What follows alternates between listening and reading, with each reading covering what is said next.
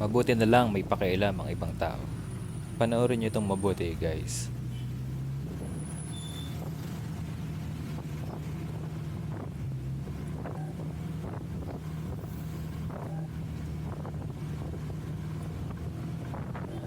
Dito makikitang may motor na nasa unahan namin. At makikita dito na may lalaki na patawid galing sa kabilang kalsada.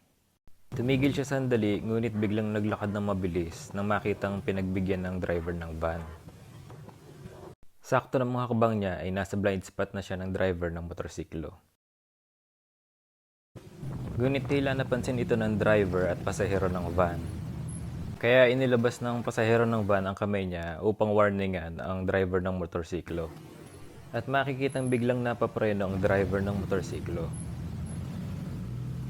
Kudo sa driver at pasahero ng van para sa kanilang awareness sa kalsada.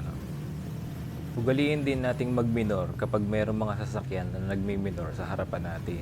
Dahil ang ibig sabihin lang nun ay may paparating or may papatawid na tao or may nagmamaniobra na sasakyan.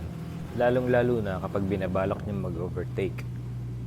Kaya salamat sa driver at pasahero ng van para sa kanilang awareness sa kalsada.